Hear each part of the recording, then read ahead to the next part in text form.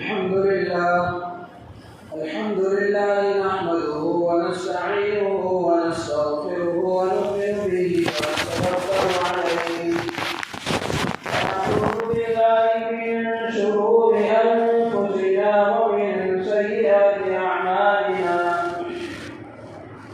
من يهده الله فلا مضل له ومن يضلله فلا هادي له ونشهد أن لا إله إلا الله وحده لا شريك له ونشهد أن سيدنا وحبيبنا ومولانا محمدا عبده ورسوله الذي أرسل بالحق بشيرا ونذيرا الذي ولد مجيدا وتوفي حميدا أما بعد فأعوذ بالله من الشيطان الرجيم بسم الله الرحمن الرحيم ولله على الناس حج البيت من استطاع إليه سبيلا ومن كفر فإن الله غني عن العالمين وقال تعالى الحج أشهر معلومات فمن فرض فيهن الحج فلا رفث ولا فسوق ولا جدال في الحج وقال تعالى وأذن في الناس بالحج يأتوك رجالا وعلى كل ضامر يأتين من كل فج عميق صدق الله العظيم وصدق رسوله النبي الكريم ونحن على ذلك لمن الشاهدين والشاكرين والحمد لله رب العالمين.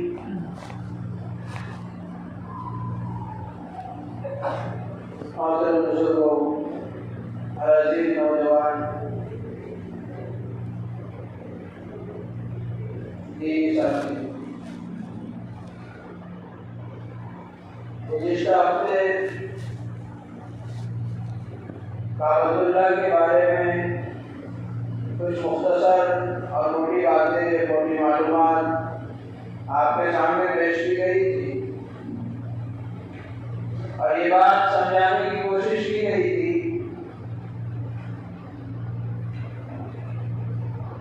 کہ کعبۃ اللہ اور بیت اللہ اس دنیا میں بنائے جانے والا اور بننے والا سب سے پہلا اللہ کا گھر ہے کہ اس سے پہلے اس دنیا میں کوئی چیز بھی موجود نہیں تھی. ایک روایت آپ کے سامنے پیش کی گئی تھی کہ حضرت آدم علیہ السلام کو جب اللہ تبارک و تعالیٰ نے آسمانوں سے زمین پر اتارا تو ساتھ میں بیت اللہ بھی اتارا اور کہا تھا کہ تم اس بیت اللہ کا طواف کرنا، اور اللہ تعالیٰ نے بیت اللہ کو دنیا کے بالکل بیچ اور سیدھ میں رکھا اور اسی جگہ پر رکھا کہ جس میں بالکل بیچ میں اور اوپر سیدھ میں فرشتوں کا بیت اللہ یعنی فرشتوں کا بیت المعمور اور بیت العزت ہے. یعنی کعبۃ اللہ کے بالکل بیچ میں اور سیدھ میں وہ جگہ ہے جہاں پر آسمانوں پر فرشتے جو ہے تو اس جگہ کا طواف کرتے ہیں. اس کو بیت المعمور اور بیت العزت کہا جاتا ہے جس جگہ کا فرشتے طواف کرتے ہیں. اس کے بالکل سیدھ میں جو ہے اللہ تبارک و تعالیٰ نے کعبۃ اللہ کو تعمیر فرمایا. پھر جب ایک عرصہ گزر گیا تو حضرت نوح علیہ السلام کے زمانے میں طوفان آیا. ہم سب جانتے ہیں بڑا عجیب طوفان آیا تھا جس میں ساری انسانیت کو برطرف کر دیا گیا. ساری انسانیت کو پانی کے عذاب میں ڈبو دیا گیا سوائے ان لوگوں کے جنہوں نے حضرت نوح علیہ السلام کی پیروی کی، آپ کی کی بات کو مانا، آپ کی بات کو تسلیم کیا۔ ان لوگوں کو جو ہے اللہ تعالیٰ نے نوح علیہ السلام کی کشتی میں سوار کر دیا، اور کچھ مخلوقات کو بھی اللہ تعالیٰ نے نوح علیہ السلام کے ساتھ کشتی میں سوار کر دیا۔ بقیہ جتنی ساری چیزیں تھیں اللہ نے ساری چیزوں کو ہلاک و برباد کر دیا۔ اس موقع پر اس وقت میں اللہ تبارک و تعالیٰ نے کعبۃ اللہ کو اپنی طرف اٹھا لیا اور اپنے پاس اٹھا لیا تاکہ کعبۃ اللہ کی بے حرمتی نہ ہو، کعبۃ اللہ کی اور بیت اللہ کی بے عزتی نہ ہو، اور وہی طوفان کی زد میں آ کر ٹوٹ نہ جائے۔ اللہ تعالیٰ نے اس کے احترام میں، اس کی تعظیم میں کعبۃ اللہ کو جو ہے اپنے طرف اٹھا لیا، لیکن ابھی اس کی قواعد باقی تھے، اس کے قواعد باقی تھے اور اس کی بنیادیں جو ہے باقی تھی۔ پھر جب حضرت نوح علیہ السلام کے بعد کچھ عرصہ گزر چکا تو اللہ تعالیٰ نے حضرت ابراہیم علیہ السلام کو مکہ مکرمہ بھیجا کہ جاؤ اور وہاں پر میرے گھر کی تعمیر کرو۔ حضرت ابراہیم علیہ السلام نے اپنے بیٹے حضرت اسماعیل علیہ السلام کو اپنے ساتھ لے کر کے بیت اللہ کی تعمیر کرو، اور پھر جب حضرت ابراہیم اور حضرت اسماعیل علیہ السلام نے کعبۃ اللہ کی تعمیر فرما لی، اس کے بعد جو ہے تو اللہ تعالیٰ کی بارگاہ میں اس قربانی اور اس کوشش کی قبولیت کی دعا بھی فرمائی کہ اے اللہ، یہ جو قربانی ہم نے پیش کی ہے اور یہ جو کوشش ہم نے پیش کی ہے اور یہ جو آپ کے حکم کو ہم نے مانا ہے، اس حکم کو جو ہے قبول فرمائی، اس حکم کو ہم نے جو بجاوری کی ہے اور اس حکم کی جو ہم نے سر تسلیم خم کیا ہے، آپ ہماری قربانی قبول فرمائیں۔ ربنا تقبل منا انک انت السمیع العلیم، اے ہمارے رب، ہماری عبادتوں کو اور ہماری محنتوں کو قبول فرمائیں۔ بلا شبہ دعاؤں کو سننے والے اور ہمارے دل کی نیتوں کو جاننے والے۔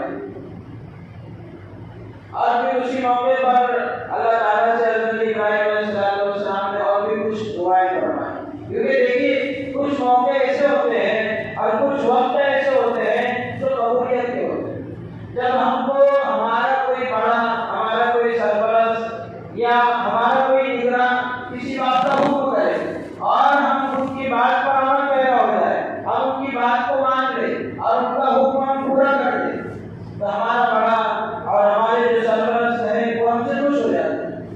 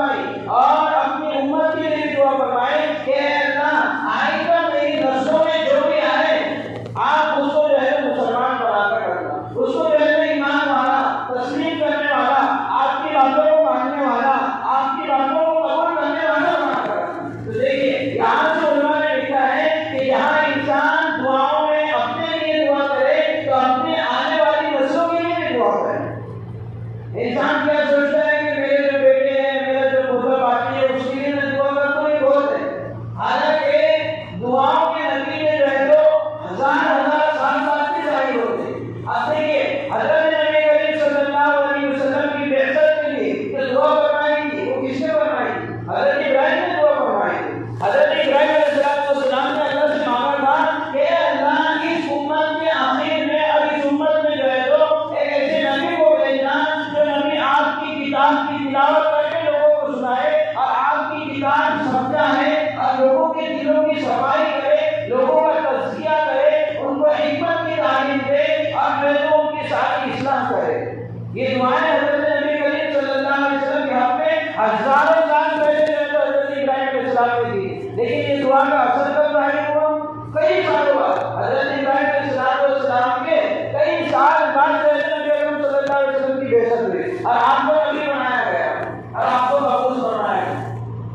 یہ بات اور ہے کہ تقدیر میں اللہ نے لکھا تھا کہ اس امت کے آخر میں اللہ تبارک و تعالیٰ دنیا کے آخر میں اور بالکل آخری امت میں آخری نبی کو پیدا فرمانے والے، لیکن حضرت ابراہیم نے بھی خاص طور سے دعا فرمائی تھی کہ اللہ میری امت میں ایک ایسا نبی پیدا فرمانا جو نبی جو ہے تو اپنی امت کو کتاب کی تعلیم دے اور ان کا تزکیہ کرائے اور ان کو حکمت کی باتیں بتائے۔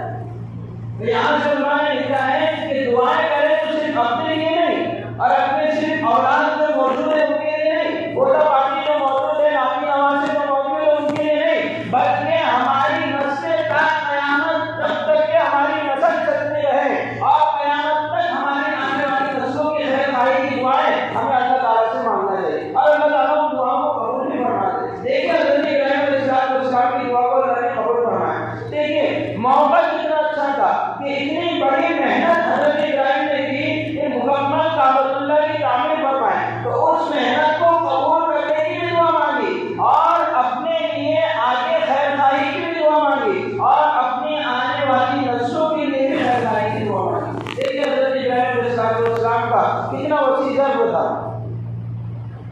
اللہ تبارک و تعالیٰ نے دعا قبول فرمائی اور جو ہے تو حضرت ابراہیم علیہ السلام کو حکم فرمایا کہ وہ حج فی الناس، لوگوں نے جو ہے تو کیا کر دو، اعلان کر دو کہ اب تمہیں حج کے لیے آنا ہے، لوگوں پر حج فرض ہو گیا۔ اس کا سوال کا جواب گزشتہ ہفتے کی مجلس میں دیا گیا تھا کہ حضرت ابراہیم علیہ السلام نے اندر سے پوچھا کہ اللہ میری آواز پوری دنیا تک کیسے جائے گی؟ تو آج کے زمانے میں اس کو سمجھنا کوئی ہمارے لیے دشوار باقی نہیں رہ گیا۔ آج دیکھیے ایک آدمی کی جو آواز جو ہے تو اتنے بڑے میدان میں جو ہے گونجتی ہے اور اسی طریقے سے اور بھی لاؤڈ اسپیکر آگے کر کے لگا دیے جائے تو وہاں تک آواز پہنچتی ہے اور جہاں تک انسان آواز پہنچانا چاہے وہاں تک آواز کیا ہوتی ہے، پہنچتی ہے۔ اور وائرلیس جو استعمال کیا جاتا ہے فون کے ذریعے سے جو ہم بات کرتے ہیں، ایک جگہ ہم بیٹھے ہوئے ہیں اور دوسرے ملک میں اگر ہم بات کرنا چاہیں تو بآسانی ہم بات کر سکتے ہیں، بات کرنے میں کوئی دقت اور پریشانی نہیں ہوتی۔ تو اللہ تبارک و تعالیٰ نے حضرت ابراہیم علیہ السلام سے کہا کہ آپ دعا کرنا ہے اور آپ اعلان کرنا ہے، آپ کا کام صرف اعلان کرنا ہے، آپ کی بات کو پوری دنیا تک پہنچانا ہی ہماری ذمہ داری ہے۔ حضرت ابراہیم علیہ السلام نے اعلان فرمایا۔ اس اعلان کا نتیجہ یہ ہوا کہ اس موقع پر حضرت ابراہیم نے جو اعلان فرمایا، اس اعلان کو اللہ نے دنیا میں رہتے ہوئے ہر خطے کے اور ہر ملک کے ہر علاقے کے باشندے تک اس آواز کو پہنچایا اور اس آواز کو ہر علاقے کے، ہر ملک کے، ہر خطے کے آدمی نے سنا اور سننے کے بعد لبیک کہا، یعنی اے اللہ یہ جو اعلان ہوا ہو اس اعلان کو میں قبول کرتا ہوں اور آپ کے دربار کی حاضری کے لیے میں امید رکھتا ہوں، آپ کے دربار کی حاضری کے لیے میں تمنا رکھتا ہوں، لبیک اے اللہ میں حاضر ہوں۔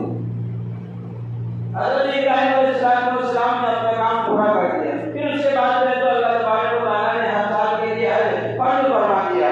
نبی اکرم صلی اللہ علیہ وسلم کے زمانے میں حج کی فرضیت ہوئی اور پھر ایک مرتبہ نبی اکرم صلی اللہ علیہ وسلم نے لوگوں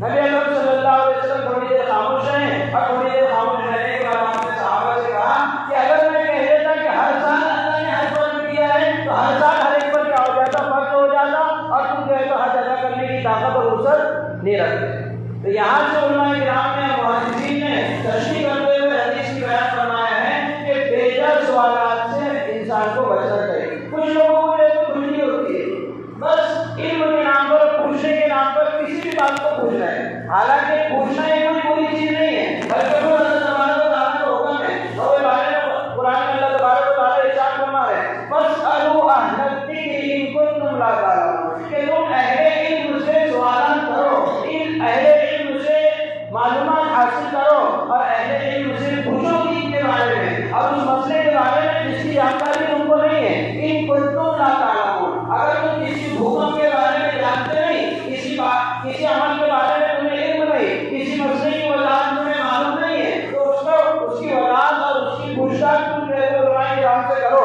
بس اہل الذکر، اہل ذکر سے، اہل علم سے کیا کرو، پوچھو۔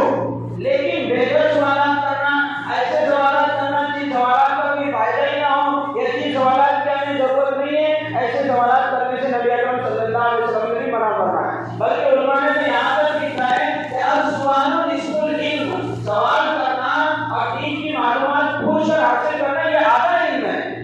کیا ہے؟ آدھا علم ہے۔ لیکن جو ہے تو ایسے سوالات ہم کریں اور ایسے سوالات ہم پوچھیں جو سوالات کا فائدہ ہمیں ہو، جو سوالات ہمیں درپیش ہے، جو مسائل ہمیں درپیش ہے، جو مسائل ہمیں پیش آتے ہیں، ان مسائل کا ہم جو ہے تو حل تلاش کریں۔ جب یہ سوال نبی اکرم صلی اللہ علیہ وسلم کے سامنے صحابی نے کیا، نبی اکرم صلی اللہ علیہ وسلم تھوڑے سے ناراض ہو گئے اور آپ نے کہا کہ اس طرح کے بے جا سوالات نہ کیا کرو، کیونکہ اس طرح کے بے جا سوالات کرنے نے بنی اسرائیل کو جو ہے تو کہہ دیا ہے، ہلاک و تباہ برباد کیے۔ پچھلی امتیں جو ہلاک و برباد ہوئی ہے وہ اسی لیے ہوئی ہے کہ وہ اپنے وقت کے نبیوں سے طرح طرح کے سوالات کرتے تھے۔ حضرت موسیٰ علیہ السلام کی قوم کا واقعہ مشہور ہے گائے کے ذبح کرنے کا، کہ جس میں ان کے خاندان کے اور ان کے قبیلے کے ایک آدمی کا قتل ہو گیا۔ اب پتہ نہیں چل رہا تھا کہ قاتل کون ہے، کس نے قتل کیا، قاتل کا پتہ نہیں چل رہا تھا۔ سارے کے سارے حضرت موسیٰ علیہ السلام کے پاس آئے اور کہنے لگے تم اپنے پروردگار سے دعا کرو اور اللہ تعالیٰ سے یہ پتہ چلاؤ کہ اس آدمی کو کس نے قتل کیا، یعنی قاتل کا پتہ لگاؤ۔ حضرت موسیٰ علیہ السلام نے اللہ سے دعا فرمائی، اللہ تبارک و تعالیٰ نے جو ہے وہ فرمایا کہ انہیں حکم دو کہ ایک گائے کو ذبح کریں اور گائے کا ایک حصہ جس کا قتل ہوا ہے اس کے کسی بھی بدن کے عضو پر چھوا دو، جو ہے تو کھڑا ہو جائے گا اور سوال کا جواب دے دے گا، یعنی اپنے قاتل کا پتہ بتا دے گا۔ تو وہ سوال کرنے لگے ہم گائے کس طرح کی لائے، کون سے کلر کی لائے اور کتنی موٹی ہو، کتنی دبلی ہو اور کتنی قیمت، ایسے طرح طرح کے سوالات۔ تو جیسے جیسے وہ سوالات کرتے گئے ویسے ویسے ان کی پریشانی بڑھتی گئی۔ انہوں نے پوچھا کہ گائے کیسی ہو، تو پھر کلر بھی متعین ہو گیا کہ کھلا کلر کی کیا ہو، گائے ہو۔ پھر انہوں نے پوچھا موٹی ہو، دبلی ہو، نیلی۔ پھر انہوں نے پوچھا کہ گائے کے اندر کوئی داغ دھبا، کوئی نقصان، کوئی عیب نہ ہو، تو وہ بھی آ گیا لا مسلمۃ اللہ شیعۃ فیہا، کہ اس میں نہ کوئی داغ دھبا ہو اور نہ اس میں کلر کا فرق پڑے۔ طرح طرح کے انہوں نے سوالات کرتے گئے تو ان کی جو ہے تو پریشانیاں کیا ہوتی گئی، بڑھتی گئی۔ تو دین کے بارے میں علماء سے ہم کو جتنے مسائل کا علم ہو رہا ہے اتنے مسائل پر جو ہے تو ہم عمل کریں، بے جا سوالات کرنے سے جو ہے تو ہم بچیں۔ ایک طبقہ تو وہ ہے کہ جو ہے تو طرح طرح کے سوالات کرتا ہے، اور ایک طبقہ وہ ہے کہ جو درپیش مسائل کو بھی حل نہیں کرتا، یعنی ان کو نماز کے بارے میں پتہ چلتا ہے کہ آج میرے سے نماز میں غلطی ہو گئی، پھر بھی انہیں پوچھتے کہ مفتی صاحب اس کا مسئلہ کیسا ہے، شرم آتی ہے کہ ابھی جو ہے تو آیا آتی ہے کہ ہم یہ مسئلہ کیسے پوچھیں، حالانکہ حکم ہے۔ اور جو فرض نماز میں ہم سے کمی کوتاہی ہو رہی اور فرض نماز میں ہم سے جو غلطیاں ہو رہی تو اس کی درستگی کرنا، اس کی اصلاح کرنا ہمارے لیے ضروری ہے، فرض درجہ رکھتی ہے۔ لیکن ایک طبقہ وہ ہے کہ جو ایسے مسائل بھی پوچھنے کو جو ہے تو اپنے لیے قاعدے سے عیب سمجھتا ہے کہ ہم یہ مسائل جو ہے تو علماء سے کیسے حاصل کریں، اس میں تو ہمارے جو ہے تو عزت کا بھالودا ہونے والا ہے۔ تو ایسے مسائل میں ہم پوچھنے میں پریشان ہوئے، حالانکہ ان مسائل کو پوچھنا ہے، اور ایسے مسائل جن کا کوئی فائدہ نہیں، تو ایسے مسائل کے پوچھنے سے ہمیں گریز کرنا ہے، بچنا ہے۔ بغیر صحابہ کے سامنے جب نبی اکرم صلی اللہ علیہ وسلم نے ارشاد فرمایا کہ اللہ نے تمہارے साल। नबी अकरम सल्लल्लाहु अलैहि वसल्लम ने बाद में उसकी वजाहत फरमाई कि जिंदगी में हर शख्स पर सिर्फ एक मर्तबा हज फर्ज है। अब सवाल ये है कि हज किन लोगों पर फर्ज होता है? हज उन लोगों पर फर्ज होता है जो वहां तक जाने की इस्तिताअत रखते हो, पहली शर्त। यानी मक्का मुकर्रमा बैतुल्लाह जाने की क्या रखते हो? इस्तिताअत रखते हो। सवारी का इंतजाम उनके पास हो सकता हो। गुज़िश्ता ज़माने में सवारियाँ जो थी वो, आज के ज़माने में सवारियाँ जो है वो, गुज़िश्ता ज़माने में जो है तो लोग कश्तियों के जरिए से जाते थे, और उससे पहले ज़माने में लोग ऊँटों पर सवार होकर जाते थे, गधों और खच्चरों पर सवार होकर जाते थे। बड़े बड़े तवील सफर उनके हुआ करते थे, 2-2, 3-3 साल के भी सफर हुआ करते थे। फिर जब कश्तियों का ज़माना आया और पहली कश्तियों के जरिए से सफर करी, कश्तियों से लोग हज को जाने लगे, तो 4-4, 5-5, 6-6 महीने पहले हज को निकल करते थे। फिर जो है तो वक्त पर वहाँ क्या होते थे? पहुँचते थे। लेकिन आज अल्लाह ने सहूलतों का हमारे लिए इंतजाम करवा दिया और बहुत आसानी हमारे लिए करवा दी। और ये साइंस और टेक्नोलॉजी के दौर में हम जो है तो एक आध दो दिन में जो है तो क्या कर रहे हैं? मक्का मुकर्रमा पहुंचा है, बल्कि कुछ घंटों में 6 से 7, 8 घंटों में हम जो है तो मक्का के सफर को क्या कर ले रहे हैं? तय कर ले रहे हैं। लेकिन जो है तो जैसे वसाइल में हमारे की आसानी हुई, तो ऐसे ही पैसों के इख्तियार करने में और पैसों के जमा करने में भी हमारे लिए क्या हुई? मशक्कतें हुई। जब जो है तो जानवरों के जरिए से सफर तय किया जाता था, तो उस मौके पर सफर करना आसान था। फिर जब कश्तियाँ आई तो कश्तियों के लिए सफर के इखराजात हमको इख्तियार करने पड़े और वो बर्दाश्त करने पड़े। लेकिन अब कश्तियों को भी छोड़कर हवाई जहाज का जब इंतजाम हो गया तो उसके वसाइल भी हमको इख्तियार करना पड़ता है। तो वहाँ जाने का जो खर्च होता है, उतना खर्च अगर किसी के पास जमा हो जाए और वो वहाँ जा सकता है, ऐसे शख्स पर हज फर्ज हो जाता है। लेकिन इसकी और भी मज़ीद शर्तें हैं कि वहाँ तक जाने का उसके पास इंतजाम हो, वापस आने का भी इसके पास इंतजाम हो, और वहाँ जितने दिन क़याम करना है, वहाँ जितने दिन ठहरना है, वहाँ जितने दिन रुकना है, 40 दिन, 45 दिन, 35 दिन, 10 दिन, 15 दिन, इसलिए हज 40 दिन का नहीं होता। हम में से अक्सर लोग ये समझते हैं कि हज के लिए 2 महीने लगते हैं, 40 दिन लगते हैं। हालांकि हज 40 दिन का नहीं, हज सिर्फ 5 दिन का नाम है। हज कितने दिनों का नाम है? 5 दिनों का। 5 दिन में जो है तो हज का अरकान, उसमें सिर्फ 3 दिन असल है, लेकिन 5 दिन शुमार किए जाते हैं, 5 दिन जो है तो अरकान अदा किए जाते हैं। 5 दिन में जो है तो हज अदा हो जाता है। अब जाने के लिए एक दिन, आने के लिए एक दिन, मुकम्मल 1 हफ्ते में हज क्या हो जाता है? आसानी से अदा हो जाता है। और उम्रा तो उससे भी आसान है। उम्रे में तो सिर्फ ये है कि आप काबतुल्लाह का तवाफ कर लो एहराम पहनकर, और बाद में जो है तो एहराम खोल लो, तो उसके शराइत है, उस शराइत के साथ आपका उम्रा क्या हो गया? हो गया। उम्रे में जो है तो कभी 2 घंटे लगते, कभी 4 घंटे, कभी 6 घंटे। आने जाने का आप 1 दिन, 1.5 दिन पकड़िए, 2 दिन के अंदर भी उम्रा करके इंसान क्या हो सकता है? वापस आ सकता है। अब सवाल ये है कि जब सिर्फ 5 दिनों में हज हो जाता, 1 दिन में उम्रा हो जाता, तो इतने लंबे दिनों के लिए और इतनी लंबी मुद्दत के लिए वहाँ रुकते क्यों हैं? वहाँ जाते क्यों हैं? जवाब ये है कि जब हम इतने दूर और इतना पैसा खर्चा करके ऐसी जगह पर जा रहे हैं, तो वहाँ की बरकतें, वहाँ की फजीलतें, वहाँ की रहमतें हमको हासिल करना होती है। और हदीस में आता है कि जो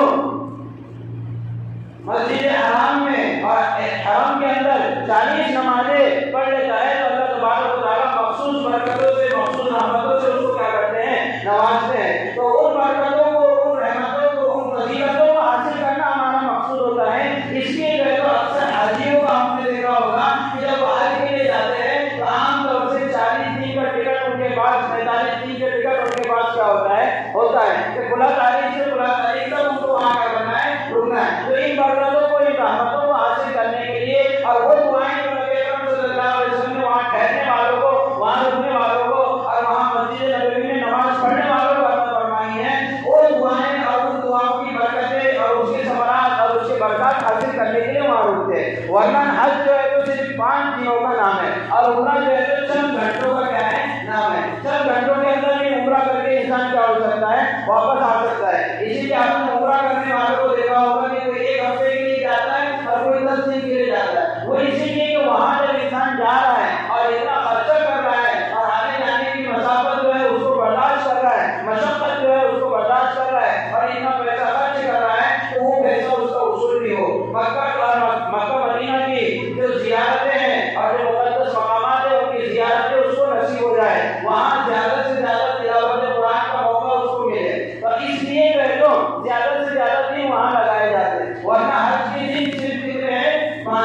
تو جتنے دن وہاں رکنا ہے اتنے دن رکنے کا انتظام اس کے پاس ہو، یعنی وہاں پر کھانے پینے کا۔ اس لیے اللہ تبارک و تعالیٰ قرآن میں ارشاد فرما رہے وَتَزَوَّدُوا فَإِنَّ خَيْرَ الزَّادِ التَّقْوَىٰ، کہ تم جب سفر میں جاؤ اور حج کے سفر میں خصوصاً جاؤ تو زیادہ راہ لے لیا کرو، توشہ لے لیا کرو، اس لیے کہ وہاں پر جا کر لوگوں کے سامنے ہاتھ پھیلانا اور وہاں پر جا کر جو ہے تو جس جگہ پر جا کر انسان خدا کو حاصل کرنے کے لیے جا رہا ہے، خدا کو لینے کے لیے جا رہا ہے اور خدا کے گھر کی زیارت کے لیے جا رہا ہے، وہاں پر بھی جا کر جو ہے تو خدا کے بندوں سے انسان مانگے، یہ اچھی چیز نہیں ہے۔ اس لیے آنے جانے کا خرچ وہ برداشت کر سکے اور وہاں جتنے دن رہنا ہے اتنے دن رہنے کا خرچ وہ برداشت کر سکے، اور جو ہے تو جتنے لوگوں کی ذمہ داری اس کے ذمہ عائد ہوتی ہے ان تمام لوگوں کا خرچہ وہ گھر پر دے کر جائے۔ اگر اتنی وسعت اور طاقت ہمارے پاس ہو جاتی ہے تو ایسے سب سے بڑا حج کیا ہو جاتا ہے؟ فرض ہو جاتا ہے۔ ہم کیا سمجھتے ہیں کہ حج اس پر فرض ہوتا جس کے پاس بہت سارا مال ہو اور اس کی عمر 60-70 سال ہو۔ عمر بھی ہم نے حج سے بھی کیا کر دی ہے؟ مقید کر دی ہے کہ حج کو جائیں گے کب؟ جب داڑھی کے بال کیا ہو جائیں گے؟ سفید ہو جائیں گے۔ حالانکہ ایسا نہیں ہے، بلکہ حدیث میں بھی یہاں تک آیا ہے اور اتنی سخت اور خطرناک وعید آئی ہے کہ جو شخص حج کو ادا کرنے کا مالک ہو جائے، حج کو ادا کرنے کا اختیار رکھتا ہو اور حج کے سارے ارکان کو ادا کر سکتا ہو اور کوئی دوسری بیماری اس کو نہ ہو، صحت ہے، تندرستی، عافیت ہے، آنے جانے کا خرچ بھی برداشت کر سکتا ہے، وہاں جتنے دن رہنا ہے اس کا بھی خرچ برداشت کر سکتا ہے، اور جتنے لوگ اس کی زیر نگرانی پڑھ رہے ہیں اور اس کی زیر نگرانی زندگی گزار رہے ہیں اور جتنے لوگوں کی ذمہ داری اس کے ذمہ آتی ہے ان سارے لوگوں کو خرچہ دے سکتا، اس کے باوجود بھی اگر کوئی حج نہ کرے اور اس کا انتقال ہو جائے تو اللہ تعالیٰ کو کوئی پرواہ نہیں ہے کہ وہ یہودی ہو کر مرے یا نصارا ہو کر مرے۔ کتنی سخت ہو گئی ہے آج جو ہے تو ہم 3 لاکھ 3.5 لاکھ 4 لاکھ بچانے کی خاطر یا پھر عمر کا انتظار کرنے کی خاطر اتنی سخت وعید کے کیا ہو جاتے ہیں؟ حامل ہو جاتے ہیں۔ اب موت کا تو کسی کو یقین ہے نہیں، موت کا تو کسی کو بھروسہ ہے نہیں کہ موت کب آنی ہے اور موت کب آنے والی۔ موت کو نوجوان ہونے کی حالت میں بھی آ سکتی ہے، جوانی اور ادھیڑ عمر ہونے کی حالت میں بھی آ سکتی ہے اور بڑھاپے میں بھی آ سکتی ہے۔ تو حج کے لیے ہم کو بڑھاپے کا انتظام کرنے کی ضرورت نہیں ہے، اللہ نے جو انتظام فرما دیا ہے تو فوراً جو ہے تو ہمارے لیے لازم ہو جاتا ہے اور ضروری بن جاتا ہے کہ ہم کیا کریں، حج کا فارم بھر دیں اور پھر جو ہے تو اتنی مدت میں اللہ تعالیٰ سے دعائیں کرتے رہیں اور اتنا جو وقت ہمارے پاس ہوتا ہے اتنے وقت میں وہاں